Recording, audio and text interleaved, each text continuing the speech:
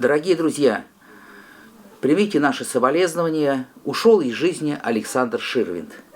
Если рассуждать глобально, все-таки Россия отличается от других всех стран земного шара своей духовностью, своим театром.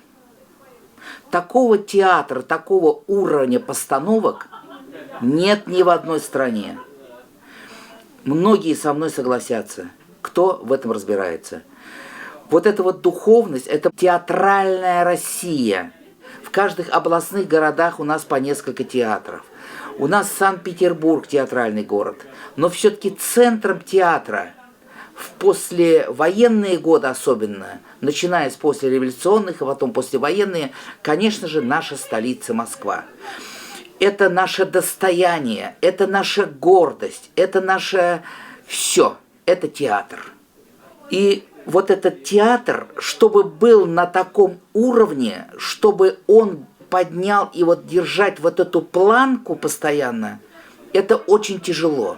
И это делается благодаря определенным людям.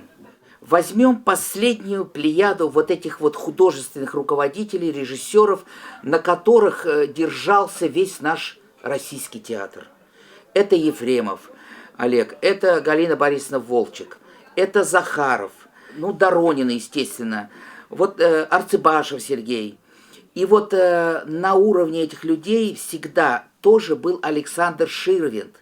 Он был художественный руководитель с 2000 года.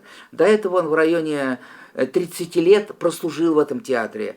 Потом он был 22 года художественным руководителем, а потом он сейчас являлся последние годы президентом этого театра. Для нас это очень близко, потому что наш штаб-татар, он базировался в Китай-Городской стене. И вот, значит, с 97 года я там находился, и вот все это время, вот эти 20 лет особенно, я сам жил на Красной Пресне, и вот мы ходили всегда по традиции в театр сатиры. Мы смотрели все спектакли, и когда приезжала новая группа, например, из Башкирии или из Казани, всем хотелось посмотреть то, что смотрели их предшественники. И вот взять спектакль, например, «Орнифель», «Кабала-Святош», «Слишком женатый таксист». Все эти постановки, вот не было в репертуаре сатиры, чтобы театр мы не ходили. А получилось, что на некоторые спектакли беспроигрышные, развлечь гостей, публику, которая приехала, это был беспроигрышный вариант, конечно. И вот Александр Ширвинд, он уникальный человек. Очень часто в прессе говорится, что у него не было в жизни главной роли. Наверное, это не совсем так. У него были эпизоды какие-то. Если взять, например, мы ведь каждый год встречаем его «Ирония судьбы». Да? И мы с ним видимся. Мы его всегда помним «Вокзал для двоих». Мы его помним «Трое в лодке, не считая собаки». Но у него, может быть, не главные роли, но они были очень такие знаковые. И потом весь фильм мы вспоминали его. А что стоит его «Одноглазый шахматист»? В чем главное, наверное, достижение его? Это то, что он преподавал всю жизнь. Он закончил училище театральное при театре Вахтангова, потом там преподавал практически до последнего дня.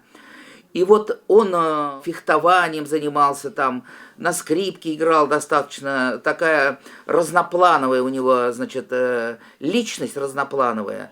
Когда говорят об актере, говорят амплуа. Какое у него было амплуа?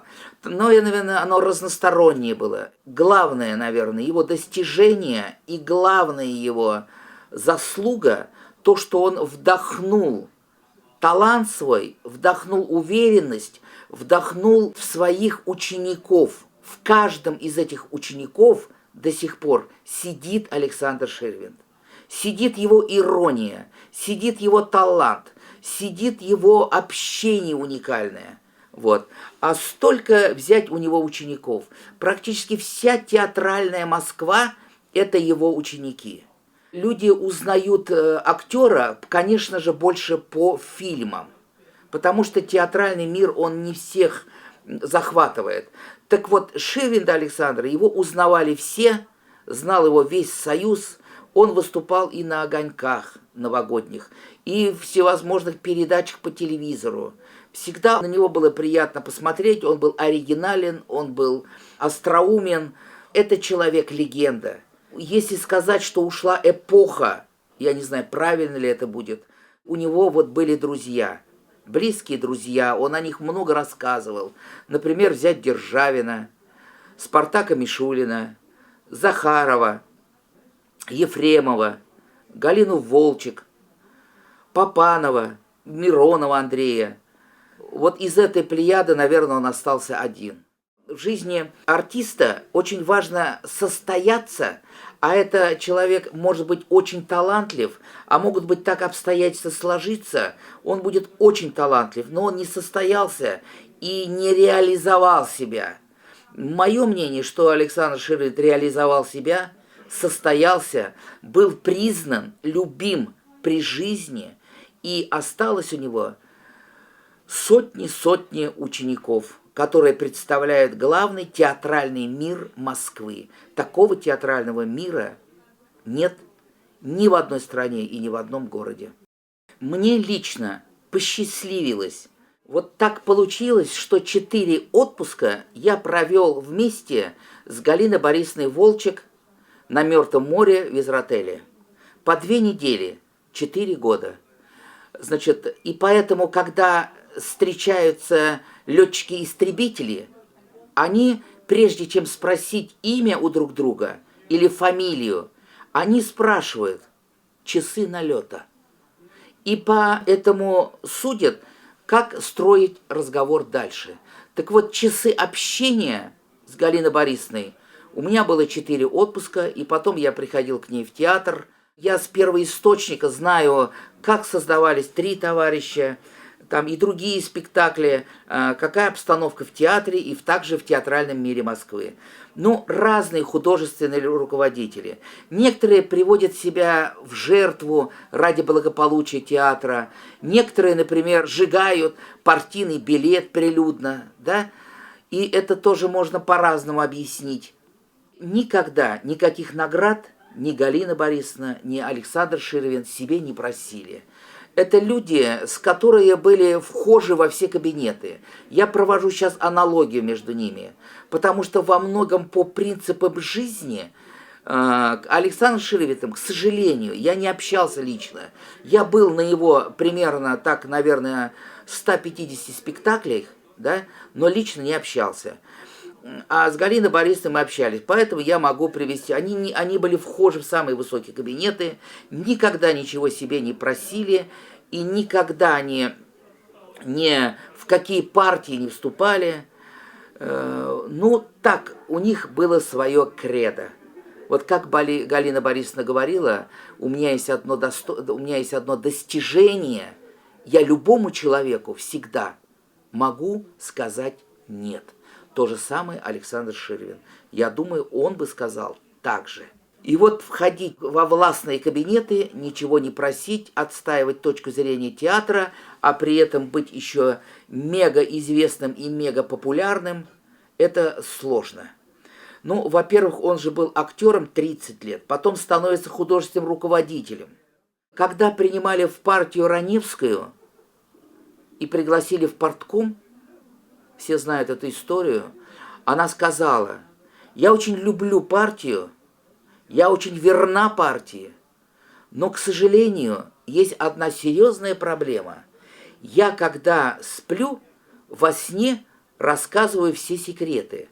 Так вот, я в партию не могу, потому что я во сне расскажу партийные секреты и подведу друзей по партии.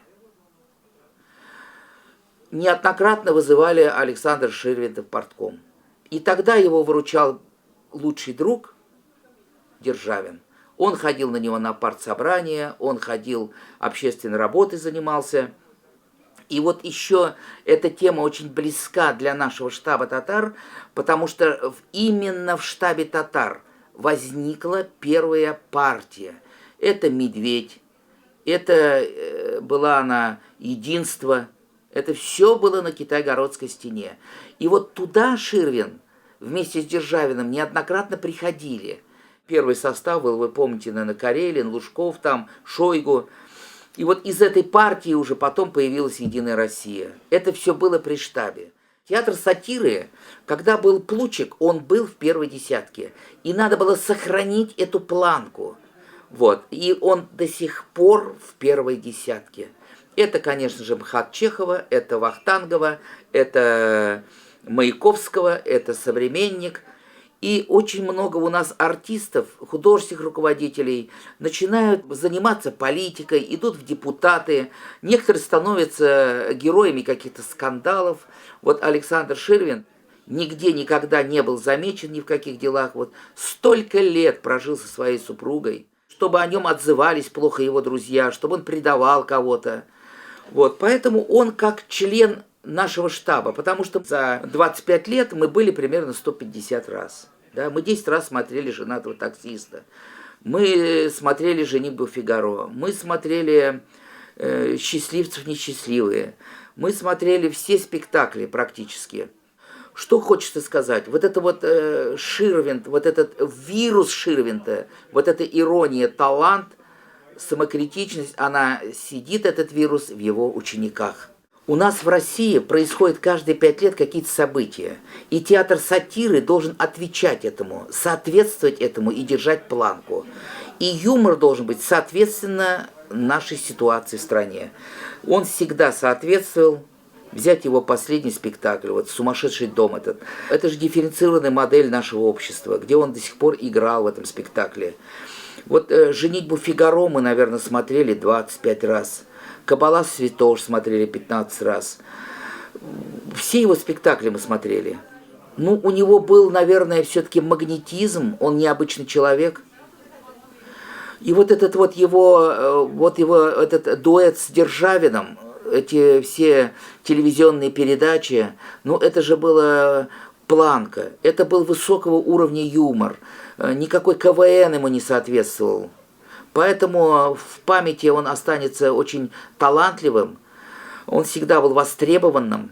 Пусть земля будет пухом, мы его будем помнить, всегда его иронию, его юмор, его талант. И обязательно посетим его могилу. И я думаю, с теми людьми, кто был в театре много раз, сатиры, мы соберемся и устроим вечер памяти.